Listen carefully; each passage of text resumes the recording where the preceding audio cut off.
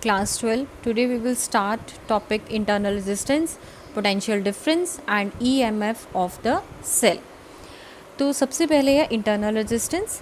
Internal resistance को study करने से पहले हमें पोटेंशियल डिफरेंस के बारे में पता होना चाहिए और ईएमएफ के बारे में पता होना चाहिए. तो what is potential difference? Potential difference एक सेल का हम कैसे डिफाइन कर सकते हैं? Potential difference of a cell is defined as difference of the potential between the terminals of the cell. किसी भी सेल के टर्मिनल्स के बीच में जो पोटेंशियल, दो टर्मिनल्स के बीच में जो पोटेंशियल डिफरेंस होता है उसे हम पोटेंशियल डिफरेंस बोलते हैं. लेकिन ये कब? When the current is drawn from the cell, यानी इन ए क्लोज्ड सर्किट. जब भी एक सर्किट क्लोज्ड होगा तो उसके अंदर जो डिफरेंस होगा पोटेंशियल का between the terminals of the cell, तो उसे हम क्या बोलेंगे? Potential difference. उसके बाद आता है ईएमएफ. ईएमएफ क्या होता है? ईएमएफ भी पोटेंशियल डिफरेंस ही होता है, लेकिन ये भी डिफरेंस ऑफ पोटेंशियल ही होता है. लेकिन ये तब होता है जब आप सेल के अंदर उसका करंट जो है वो ड्रॉन नहीं होता. ठीक है, तो difference between the potential difference and the EMF is only that the potential difference is defined as the difference of the potential between the terminals of the cell when the current is drawn from the circuit. But EMF is defined as the difference of the potential across the terminal of the cell when no current is drawn. In this case, when no current is drawn, and in this case, when the current is drawn from the cell. So this is the difference between the potential difference and the EMF of the cell. Now come to the topic internal resistance. What is internal resistance? जितना एक resistance, एक electrolyte और electrodes, एक cell के अंदर electrolyte और electrodes, ये जितना भी रेजिस्टेंस ऑफर करेंगे वो उस सेल का इंटरनल रेजिस्टेंस होगा. तो इसकी वैल्यूज़ डिपेंड किस पे करती है इंटरनल रेजिस्टेंस की? एक तो नेचर, कंसंट्रेशन कि कितनी आपने इलेक्ट्रोलाइट लिया और इलेक्ट्रोलाइट का टेम्परेचर कितना है, इन तीन चीज़ों पर डिपेंड करेगा. सेकेंड, एरिया ऑफ इलेक्ट्रोड्स के ऊपर डिपेंड करेगा कि इलेक्ट्रोड्स का एरिया कितना बड़ा है, कितना कम है. Distance between them and the nature of the electrodes के ऊपर डिपेंड करेगा. अब लेट सपोज करते हैं हमने एक सर्किट डायग्राम बनाया, इसके अंदर ये पोटेंशियल डिफरेंस अप्लाई किया, ईएमएफ ई है, इसका इंटरनल रेजिस्टेंस आर है, स्मॉल आर से हमने इंटरनल रेजिस्टेंस को डिनोट किया, और ये रेजिस्टेंस है और ये की है. तो इससे हम देखते हैं कि जब हम की के को प्रेस करेंगे तो आई करंट उसमें से फ्लो करेगा और वोल्ट मीटर जो होगा वो आपको रीडिंग देगा पोटेंशियल डिफरेंस की अक्रॉस द सेल. और वो पोटेंशियल डिफरेंस जो होगा which is equal to the potential difference across the resistance R. उसके बाद अगर हमने की को प्रेस नहीं किया, when key K is not pressed, then no current is drawn from the cell. और अगर कोई करंट ड्रॉ नहीं होगा तो voltmeter reads the EMF of the cell. ठीक है, तो जब हमने की के को जब प्रेस नहीं किया तो कोई करंट ड्रॉ नहीं होगा सेल्स में से, और जो वोल्ट मीटर है वो ईएमएफ की रीडिंग को ही रीड करेगा. लेकिन जब हम की के को प्रेस करेंगे तो आई करंट जो है वो फ्लो होना स्टार्ट हो जाएगा सर्किट में से. I current will flow from the circuit. The voltmeter reads the terminal potential difference of the cell, और वो जो रीड करेगा वो किसके इक्वल होगा? Potential difference across the resistance R के इक्वल होगा. तो इसका मतलब इस सर्किट के अंदर जो आपका टोटल रेजिस्टेंस है, total resistance will become R plus small R. This R is the internal resistance and this is the resistance applied across the potential V. तो total resistance will become R plus R, and according to Ohm's law I is equal to V upon R होता है. यहाँ पर V EMF upon R. R कितना है? Total resistance, that is I is equal to E upon R plus R. Here आप यहाँ से E find out करो. E is equal to I R plus I are.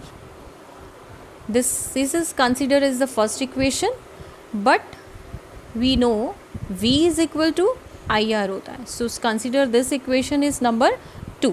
ये जो आपके पास यहाँ पर आपके पास आई आर आपके पास वी के इक्वल है, इस वैल्यू को हम इस फर्स्ट इक्वेशन में पुट करेंगे, तो E M F E is equal to will becomes V plus I R. यहाँ से अब हम चेंज करते हैं, v को इधर ले आते हैं, e minus V is equal to I R. Let us consider this is a third equation. अब इस पे हम एक केस अप्लाई करेंगे, if i is equal to zero, अगर i ज़ीरो के इक्वल होगा तो यहाँ पर हम पुट करते हैं e minus V is equal to I, अगर ज़ीरो है तो it becomes zero, this implies e is equal to v। तो हैंस आप यहाँ से शो कर सकते हैं E M F of a cell is equal to the terminal potential difference. ये ई एम एफ है आपकी और ये क्या है आपका terminal potential difference. Terminal potential difference, they are equal, लेकिन कब होंगे ये equal? When no current is drawn from it, जब सेल के अंदर कोई करंट ड्रॉ नहीं है, then the E M F of the cell is equal to the terminal potential difference.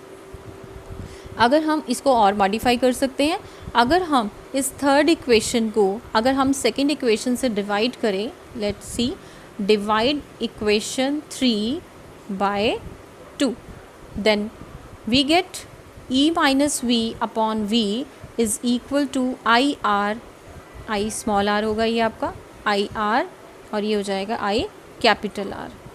ठीक है, तो यहाँ से i से i कैंसिल हो गया, तो this implies you will get small r, this is the internal resistance. Internal resistance r is equal to e minus V upon v and this becomes r। तो दिस इज़ द internal resistance. Use this formula in the numericals. EMF E and V and R are given in the numericals. Then use this formula to find out the internal resistance of the cell. Now we will start topic distribution of internal resistance in parallel form. तो parallel connection में हमने 2 और मोर resistances ले सकते हैं, इनको हमने distribute करा। तो हमने 2 रेजिस्टेंस ले लिए हैं, this resistance, this is R1 and this resistance is R2. Let इस सर्किट के अंदर I करंट जो है वो फ्लो कर रहा है। जैसे ये पैरेलल कनेक्शन में है, पैरेलल कनेक्शन में आते ही यहाँ पर ये कॉमन एंड है, यहाँ पर करंट आते ही ये 2 पार्ट्स में डिवाइड हो जाएगा। I1 current which goes in through R1 resistance और I2 current will goes from the R2 resistance, R1 R2। तो total current in the circuit will become I is equal to I1 plus I2। As 2 resistances are connected in parallel, so there potential reference वो भी क्या रहेगा यहाँ पर same. Parallel connection के अंदर जो आपको पोटेंशियल होता है वो हर पॉइंट पर सेम रहता है। सो अगर पोटेंशियल डिफरेंस सेम होता है तो across R1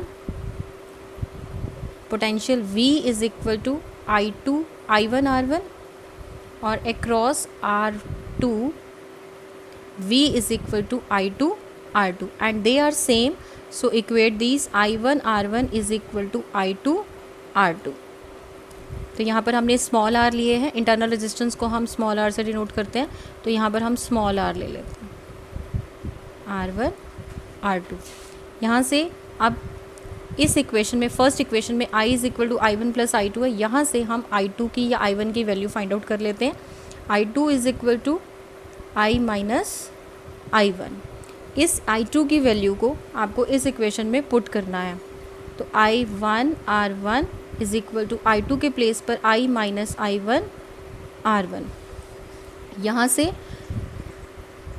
I1 R1 is equal to I R1 minus I1 R1।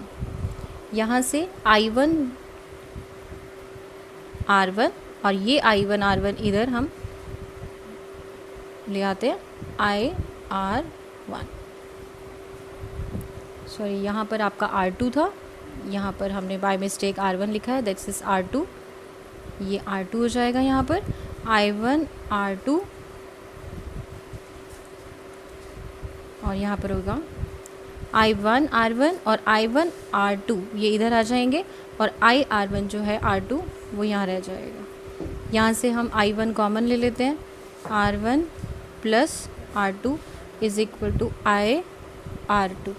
यहाँ से हम I1 फाइंड आउट करते हैं, I R2 upon R1 plus R2। Similarly यहाँ पर अगर I1 फाइंड आउट हुआ है तो हम I2 भी फाइंड आउट कर सकते हैं।